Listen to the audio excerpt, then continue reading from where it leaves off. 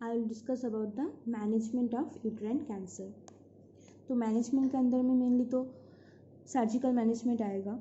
Surgery is the most common treatment for endometrial cancer. Most doctors recommended either the surgical removal of the uterus alone, hysterectomy, or more likely the surgical removal of the uterus, fallopian tubes and ovary. This is called hysterectomy with bilateral salpingo-oophorectomy. Lymph nodes in the area should also be removed during surgery along with other tissue samples. तो surgery most commonly use होता है endometrial cancer में। बहुत सारा condition में क्या बोलता है, यूट्रस जो है उसको रिमूव करना पड़ता है। ओनली यूट्रस को रिमूव करने को हम लोग क्या बोलते हैं, जो सर्जरी है उसको बोलते हैं हिस्टेरेक्टोमी। ठीक है, कभी कभी जब यूट्रस का कैंसर फैलोपियन ट्यूब ओवरी उसमें भी स्प्रेड हो जाएगा तो सर्जरी करके यूट्रस फैलोपियन ट्यूब ओवरी सबको निकालना पड़ेगा। तो उसका जो सर्जरी है उसको हम लोग बोलेंगे hysterectomy with bilateral salpingo oophorectomy. Okay, next pelvic region में बहुत सारा लिम्फ नोड भी है, तो उसमें भी कैंसरस के इन्वॉल्वमेंट होता है। तो लिम्फ नोड भी रिमूव करना पड़ता है और उससे टिश्यू सैंपल भी कलेक्ट करना पड़ता है। तो ये है surgical management of the uterine cancer. Next is the radiation therapy. Some women with stage 1, stage 2, stage 3 uterine cancer need both radiation therapy and surgery। तो बहुत सारे वुमेन जिसका स्टेज जो कैंसर का स्टेज है वो स्टेज 1, स्टेज 2, 3 के अंदर में है और उन लोगों को बोथ रेडिएशन थेरापी और सर्जरी दो ही देना पड़ता है। They may have radiation before surgery to shrink the tumor or after surgery to destroy any cancer cells that remain in the area। तो रेडिएशन देके क्या करना पड़ता है, बिफोर सर्जरी को मैंने सर्जरी से पहले रेडिएशन देके जो ट्यूमर है उसका साइज श्रिंक करना पड़ता है, मीन्स छोटा करना पड़ता है। तो जिससे क्या होता है, सर्जरी से इजीली वो उसको रिमूव करना इजी होता है। ठीक है, ट्यूमर का साइज़ ज़्यादा बड़ा हो जाएगा तो ऐसा कंडीशन में उसको रिमूव करना उतना आसान नहीं होगा। तो पहले उसको रेडिएशन थेरापी देके उसका साइज़ को छोटा करना है, उसके बाद उसको सर्जरी करके निकालना है।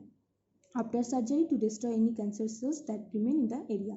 तो सर्जरी के बाद भी वहाँ पे बहुत सारा कैंसरस सेल रह जाता है, तो उसको डिस्ट्रॉय करने के लिए रेडिएशन थेरेपी आफ्टर सर्जरी भी करना पड़ता है।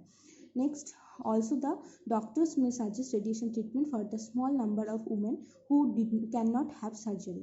Doctors use both external and internal radiation therapy to treat the uterine cancer। तो बहुत सारा कंडीशन में डॉक्टर सजेस्ट करता है रेडिएशन थेरेपी देने के लिए, और कभी कभी एक्सटर्नल और इंटरनल रेडिएशन थेरेपी यूज होता है यूट्राइन कैंसर को ट्रीट करने के लिए। Next is the hormonal therapy.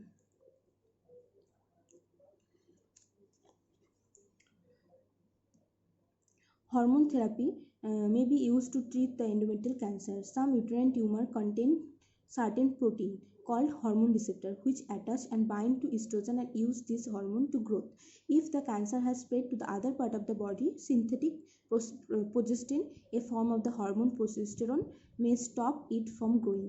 Another hormone therapy option is gonadotropin releasing hormone agonist. This drug can lower estrogen levels in premenopausal women। तो hormonal therapy भी बहुत effective होता है एंडोमेट्रियल कैंसर को ट्रीट करने के लिए। ठीक है, तो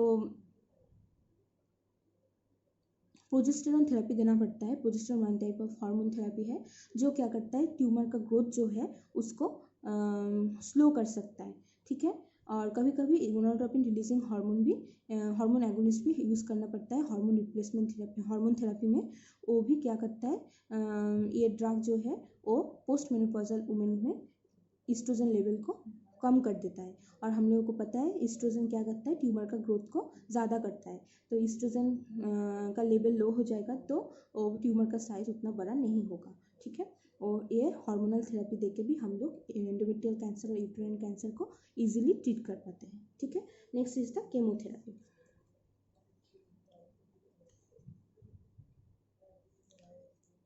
Chemotherapy may be used in addition to surgery to treat the metastatic endometrial cancer to prevent recurrent disease. Generally, women with stage 3 or stage 4 endometrial cancer will be offered chemotherapy as part of their treatment regimen. Doctors may be administered orally or intravenously. The following drugs are used to treat the endometrial cancer: carboplastin, cisplatin, doxorubicin, cyclophosphamide and Taxol. तो ये सब drug, chemotherapy के drug use होता है mainly जो cancer का stage 3 और 4 हो गया है उसको हम लोग केमोथेरेपी देके ट्रीट कर सकते हैं जिससे मेटास्टेसिस कम होता है। और मेनली ये सब ड्रग ओरली अवेलेबल है और इंट्रावेनस भी दे सकते हैं पेशेंट को। ठीक है, next I will discuss about the preventive measures. तो prevention first is taking hormonal therapy with progestin. तो eestrogen stimulates growth of the endometrium. Replacing estrogen along after menopause may increase risks of endometrial cancer. Taking synthetic progestin, a form of hormone progesterone with estrogen, causes the lining of the uterus to shed. This kind of combination hormone therapy lowers the risks. तो हम लोगों को सबको पता है oestrogen जो है वो कैंसर जो और ट्यूमर जो है उसका ग्रोथ को इंक्रीज करता है। तो कोई भी पेशेंट जो हार्मोन रिप्लेसमेंट थेरेपी लेता है तो उन लोगों को बोलना पड़ेगा एस्ट्रोजन के साथ साथ प्रोजेस्टेरोन का कॉम्बिनेशन ऑफ हार्मोनल थेरेपी लेने के लिए। जो प्रोजेस्टेरोन होगा वो क्या करेगा, जो ट्यूमर है उसका ग्रोथ को डिक्रीज करेगा, तो वो पेशेंट का उतना रिस्क नहीं होगा यूट्राइन कैंसर होने का। ठीक है, a history of using birth control pill. Use of oral contraceptive can reduce endometrial cancer risks even as long as 10 years after stop taking them. The risk is lower in women who take oral contraceptive for many years. तो जो लोग birth control पिल लेते हैं और oral contraceptive लेते हैं तो उन लोगों का उतना रिस्क नहीं होता है यूट्राइन कैंसर होने का। ठीक है, next maintaining a healthy weight.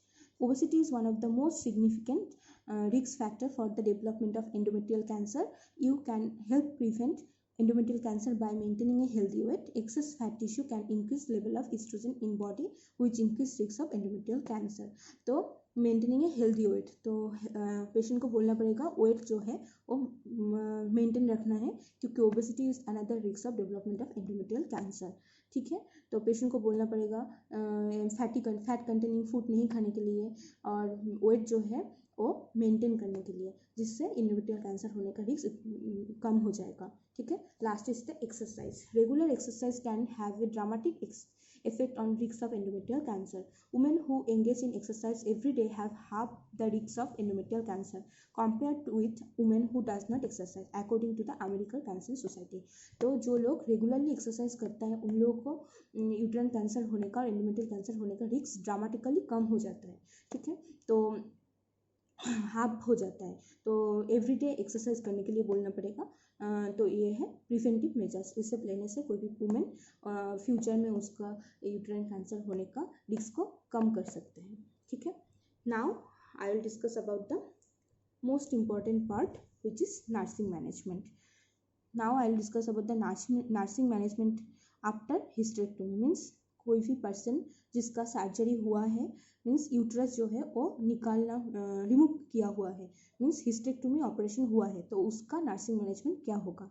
ठीक है, first is the pre operative nursing management.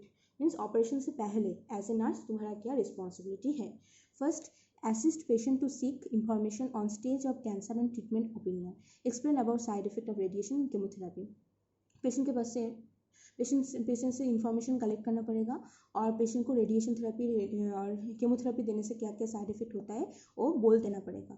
Give explanation to the patient about physical preparation and procedure that are perform pre and post operatively.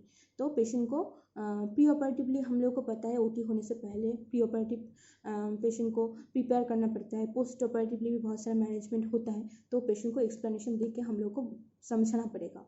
ठीक है, जिससे patient का कोई फियर वगैरह नहीं हो।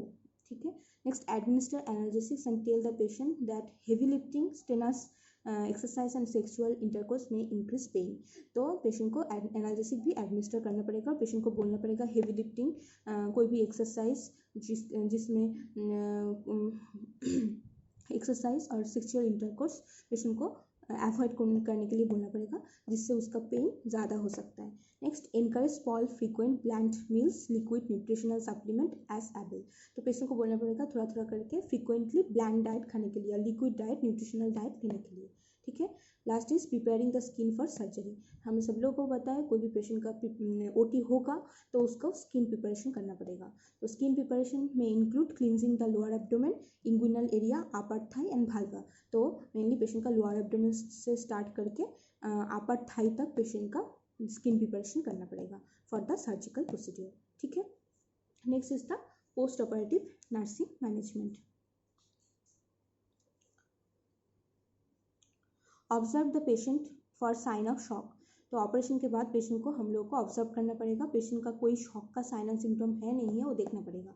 Check wound dressing regularly, patient का जो ड्रेसिंग हुआ है वो रेगुलरली चेक करना पड़ेगा। If there is wound of drainage, check amount and type of drainage regularly. तो कहीं पे भी ड्रेनेज लगा हुआ है तो हम लोगों को वुंड से कितना ड्रेनेज निकल रहा है, कितना फ्लूइड निकल रहा है वो एवरीडे रेगुलरली चेक करना पड़ेगा और उसका अमाउंट जो है वो भी रिकॉर्ड करना पड़ेगा।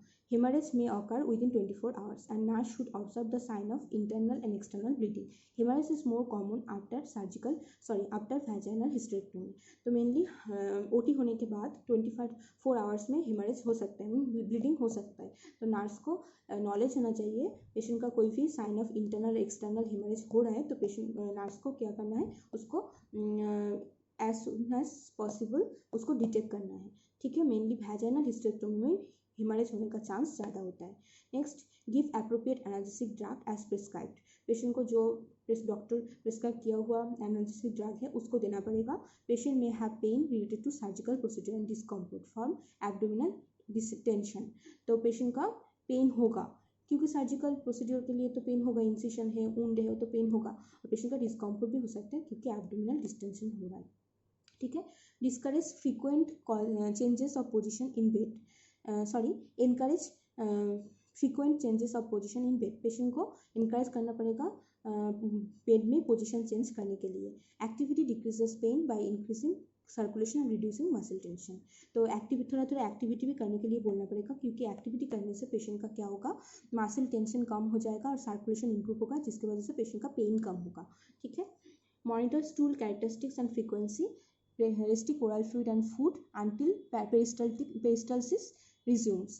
तो पेशेंट का स्टूल कैसा हो रहा है वो भी चेक करना है, उसका फ्रीक्वेंसी कैसा है, कैरेक्टरिस्टिक्स कैसा है वो भी देखना है, और पेशेंट को ओरल फूड रेस्ट्रिक्ट करना है उतना टाइम तक जितना टाइम तक उसका पेरिस्टाल्टिक मूवमेंट नहीं आ जाए। ठीक है, next is the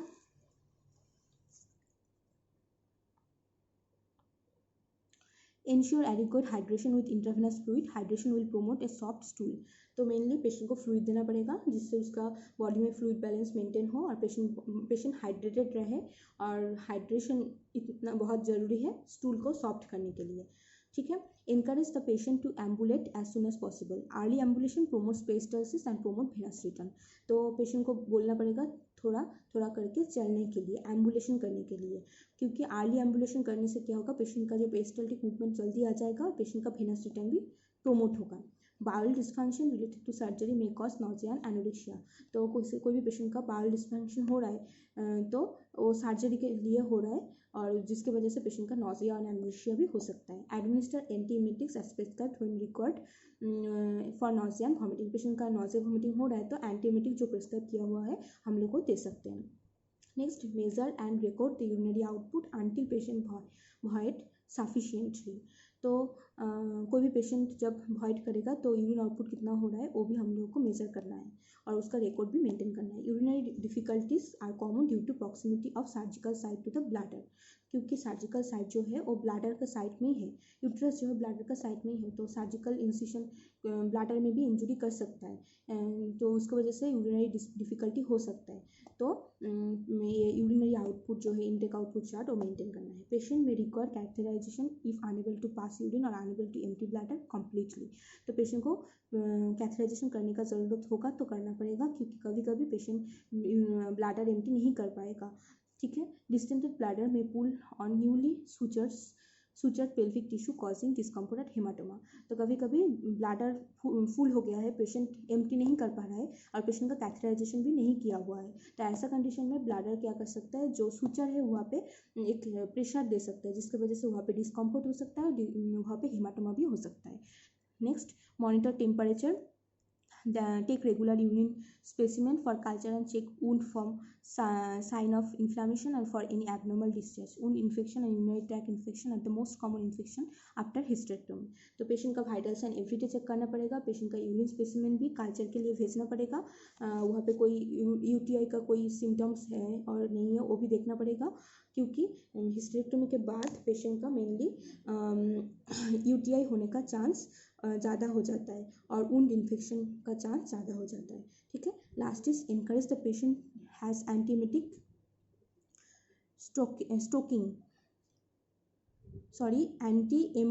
एम्बोलाइटिक stroking. Encourage leg exercise and early mobilization. Thrombosis is common complication after gynecological surgery. This may be due to the site of surgery with its interruption to pelvic venous return. तो mainly patient का anti एम्बोलाइटिक stroking करना पड़ेगा. Mainly patient का thrombosis होने का chance ज़्यादा हो जाता है गायनिकोलॉजिकल सर्जरी के बाद. तो पेशेंट को लेग का बहुत सारा एक्सरसाइज करने के लिए इनकरेज करना पड़ेगा, पेशेंट को अर्ली मोबिलाइजेशन करने के लिए बोलना पड़ेगा, खुद से चलने के लिए बोलना पड़ेगा, एम्बुलेशन जल्दी करने के लिए बोलना पड़ेगा, जिससे क्या होगा वेनस रिटर्न अच्छे से होगा, वेनस रिटर्न में कोई भी इंटरप्शन नहीं होगा और पेशेंट का कोई भी थ्रोम्बोसिस वगैरह भी नहीं होगा. तो ये है पेशेंट का पोस्ट ऑपरेटिव नर्सिंग इंटरवेंशन. ऐसे नर्स हम लोग क्या कर सकते हैं, पोस्ट ऑपरेटिव पेशेंट को ऐसे ट्रीट कर सकते हैं. ठीक है. This is all about the today's topic. Okay. Please watch this video and make the notes from here.